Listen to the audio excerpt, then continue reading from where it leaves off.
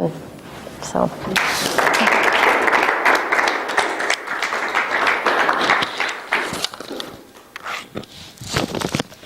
Thank you. All right. Did she draw you in with her introduction? Okay. Do you feel like you know her better from hearing her presentation? Yes. Drew you in. What did you like? I liked it all because it related. You were so there. You're like, I'm with you, sister. Preach the gospel. Exactly. Preach him to the choir. The story that she related about traveling further and hitting, all this stuff. Mm-hmm. It's a great story. Mm-hmm. Very organized. Okay. Mm-hmm. And then you take you to find thrift shops that need island anywhere and need. Makes you want to go to Martha's Vineyard. Yeah, with a U-Haul. Waiting for her to say, we got a U-Haul.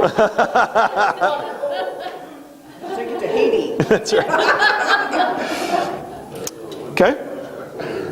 What else did you like?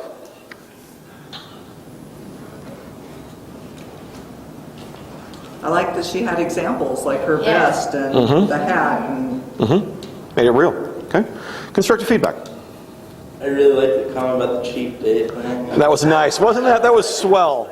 You can buy anything in the store that you want. You might want to Engagement ring. It's only been used a couple times. Not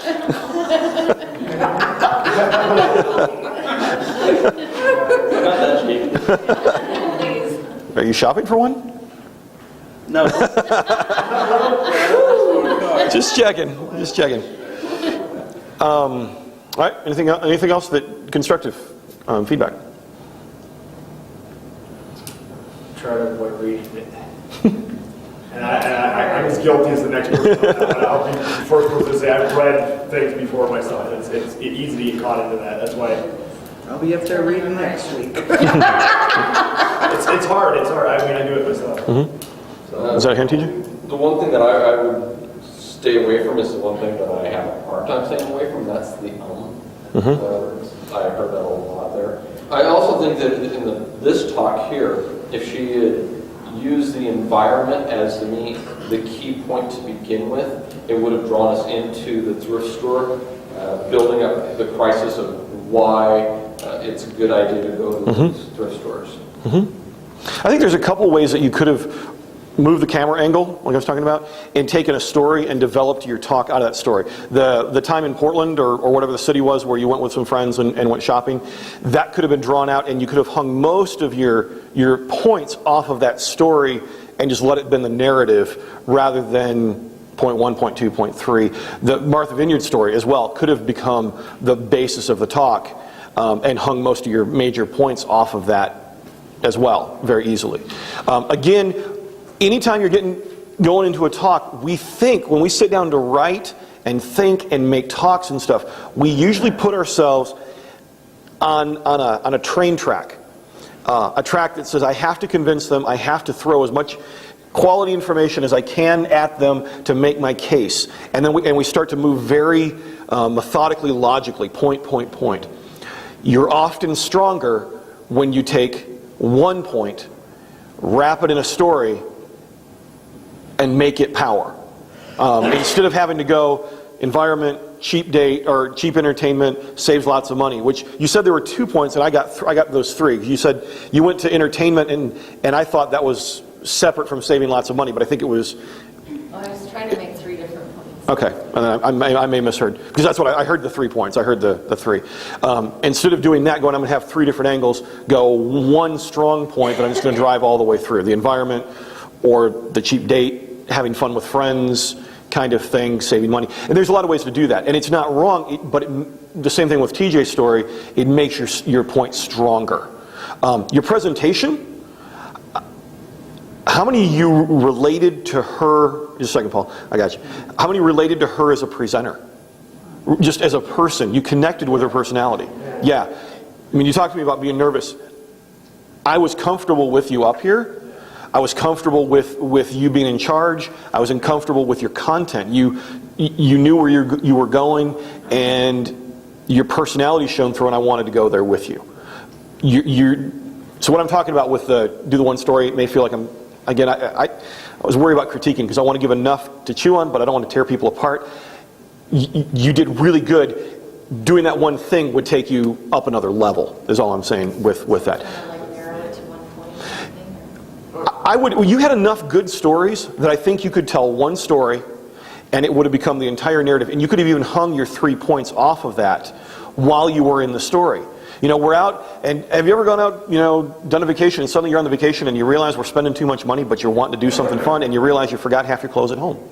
Well, I was in Portland with my friends, and we're doing it, and you can just build that story because people love the story. And the silly details about, two mismatching socks, if it drives towards their point, gets to be fun. And I don't know if you have mismatched socks, but, all those little details that seem like nobody cares about those. When you're having fun telling that story, everyone's relating, like, yes, I've so done that. And so then you're telling that story, you're talking about going to the thrift store, and that's how you spent your time, and it was fun. Man, we killed an hour and a half, we killed, an evening, and it could have been a date, it could have been whatever. We didn't spend any money except buying these 3 things, which we kind of needed anyway, and they only cost us $5, and suddenly you've got a whole narrative that you're riding off of, and you've made your point as strong, if not stronger. What we think in that term of, I will make this point, I will make this point, and I will make this point. And sometimes the most powerful thing is, I'm telling one story, and all that just develops naturally. But it was great. It was great. Go thrift store shopping. Paul? Well, I was just going to say that there was a lot of, we mentioned with a lot of the guys how we alienated the ladies. Mm-hmm. The whole concept of going and spending time in a thrift store for hours on end for no point. Oh, kill me. But if she would have hung the story off the environment, or off of finding deals, right, and the adventure of finding this stuff, and I mean when she did the hat and she's doing kayaking, right, I know that there's these guys who are going, "Whoa, you got the kayaking hat!" You brought in that audience that way. So again, the power of the narrative. We're going to wrap up because we're now past time. I want to reinforce this for those of you next week, and as you start thinking towards the 10-minute talk, which I haven't given you the subject on yet, and I'm not going to until next week. Personal disclosure. Show me who you are. That's what made tonight powerful for a lot of us, was I feel like I know a lot of you better than I did at the beginning of this time together. I feel like I have more of a knowledge of who you are and the kind of person you are. And the more that I have that, the more I connect. The power of self-revelation. You guys did a good job of nailing your points down. Okay, I don't need to belabor too much on the have a point. You guys did that great. And the subject matter was easy to do that with. Where to shop? Okay, here's my thesis. Thrift stores, REI, Costco, online.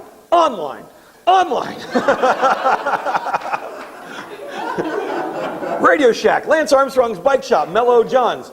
I got the point. We all got the point. And everybody probably could have done that. Good job. Keep that up. That self-revelation, that self-disclosure, that narrative. Not the narrative for the sake of, wow, aren't I cool, but that narrative for the sake of, you understand life and we're kind of the same. We're looking through those eyes. Is so powerful. Keep that in mind. Good job, guys. Very well done, everybody. Next week,